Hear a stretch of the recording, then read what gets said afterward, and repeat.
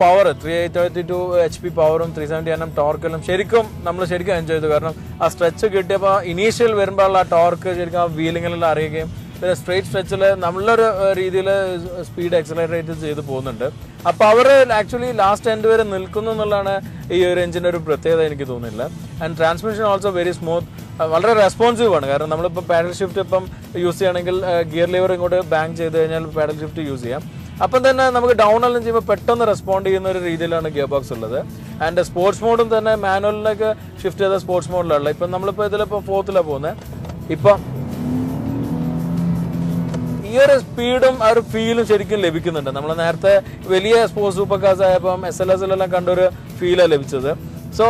അതെല്ലാം തന്നെ നമുക്ക് ഒരു സ്പോർട്സ് കാറിൻ്റെ ഒരു അട്രാക്ഷൻ ശരിക്കും ഇതിൽ നിൽക്കുന്നുണ്ട് പിന്നെ ഇതിപ്പോൾ ഡേ ടു ഡേ കാറായിട്ട് യൂസ് ചെയ്യണമെങ്കിൽ വളരെ ഇപ്പോൾ നമ്മൾ ഡ്രൈവ് മോഡിൽ ഇട്ടിട്ട് നോർമൽ ഡ്രൈവ് മോഡിൽ ഇടുമ്പോൾ വളരെ സോഫ്റ്റ് ആയിട്ടാണ് പോകുന്നത് അതൊരു നല്ലൊരു സുഖത്തിൽ നമുക്ക് അനുഭവിക്കാൻ പറ്റുന്നുണ്ട് ഇപ്പോൾ നോർമലി ഇപ്പോൾ ഡേ ടു ഡേ കാറായിട്ട് യൂസ് ചെയ്യുമ്പോൾ ഒരു ഗുണമാണത്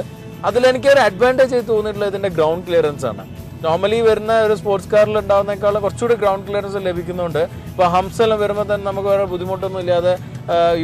നമുക്ക് കയറി ഇറങ്ങാൻ പറ്റുന്നുണ്ട് അടിയൊന്നും തട്ടാതെ തന്നെ പോകുന്നുണ്ട് അപ്പോൾ അതൊരു വലിയൊരു ഒരു അഡ്വാൻറ്റേജ് ആയിട്ട് എനിക്ക് തോന്നുന്നത് പിന്നെ ഒരു സീറ്റിംഗ് പൊസിഷൻ വളരെ നമുക്ക് റോഡ് വിസിബിലിറ്റി നല്ലോണം ലഭിക്കുന്നുണ്ട് നോർമലി വരുന്ന ഏത് സ്പോർട്സ് കാറും കുറച്ച് ലോ ആയിട്ടായിരിക്കും എന്നാൽ ഇതിലും ലോ ആണ് എന്നാൽ കുറച്ചുകൂടി ഒരു അപ്രൈറ്റ് ഫീൽ ലഭിക്കുന്നുണ്ട് നല്ലൊരു സീറ്റിംഗ് പൊസിഷൻ ആയിട്ട് എനിക്ക് തോന്നി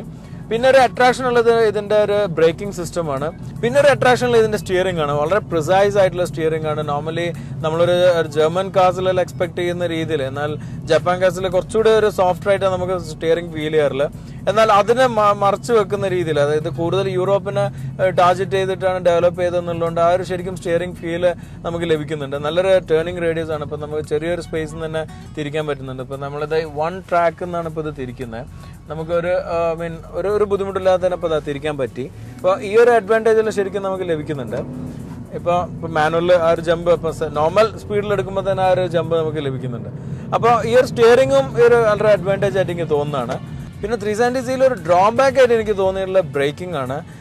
ഇതിന്റെ കോമ്പറ്റീറ്റേഴ്സിന്റെ അത്രയ്ക്ക് ഒരു പെർഫോമൻസ് എന്നാൽ മോശമെന്നല്ല അതിന്റെ അർത്ഥം എന്നാലും നമ്മൾ ഒരു എക്സ്പെക്ട് ചെയ്യുന്ന ഒരു ബ്രേക്കിംഗ് ഇല്ല എന്ന് എനിക്ക് തോന്നി ബട്ട് നമ്മളത് മാനുവലി യൂസ് ചെയ്യുമ്പോൾ ഡൗൺ ചെയ്യുമ്പോൾ എഞ്ചിൻ സ്ലോ ആവുന്നുണ്ട് അപ്പോൾ ബ്രേക്കിംഗ് നമുക്ക് അതുകൊണ്ട് കോംപ്ലിമെന്റ് ചെയ്ത് പോകുന്നുണ്ട് എന്നാലും എനിക്ക് തോന്നുന്നു there should have been A better braking system for this otherwise എല്ലാം തന്നെ നമുക്കിപ്പോൾ ഒരു പെർഫോമൻസ് എല്ലാം തന്നെ വളരെയധികം ലഭിക്കുന്നുണ്ട് നമ്മൾ സാധാരണ ഇതിൻ്റെ ഒരു എന്താ പറയുക ഒരു ഐക്കോണിക് മോഡലായിട്ട് നിസാനിൽ അറിയപ്പെടുന്ന GTR ആണ് GTRന്റെ ഒരു യങ്ങർ ബ്രദറായിട്ട് ശരിക്കും ട്രീറ്റ് ചെയ്യാൻ പറ്റുന്ന ഒരു മോഡൽ തന്നെ അത്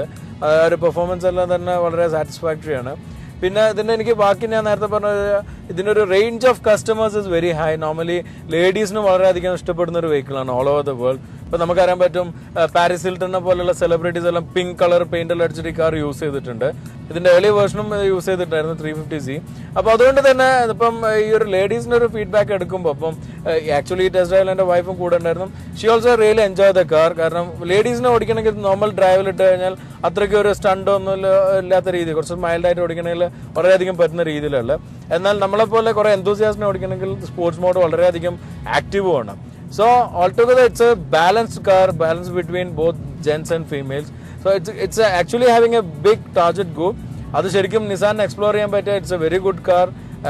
ആൻഡ് ഐ തിങ്ക് ഇപ്പോൾ നിസാൻ എല്ലായിടത്തും ഡീലർഷിപ്പിലുള്ളതുകൊണ്ട് service also won't be an issue So to conclude, I can say it's a very good, very balanced car, sports car. And if you can afford this, buy and enjoy the car. And if you're a married person, I think both of you can also enjoy the car. A fair lady എന്നുള്ളതാണ് even though this is a red hot lady, actually it's a fair lady എന്ന് തന്നെ പറയാൻ പറ്റും. So I really enjoy the car. Hope you also enjoy this drive with the 370Z. And നമ്മൾ നേരത്തെ പറയാറുള്ള പോലെ whatever promise we have done with you, we will try to keep it and we'll try to bring all the cars. So please expect those cars in Flywheel. Also you can send your opinion which all car you want to have in Flywheel. Till then, let me enjoy the car.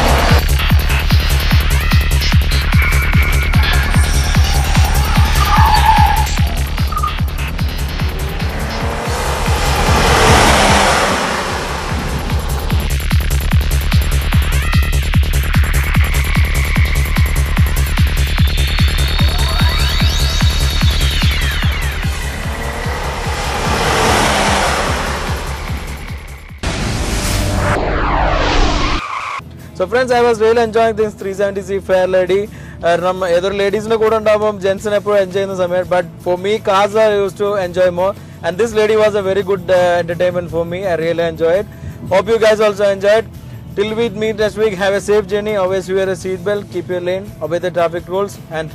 happy weekend.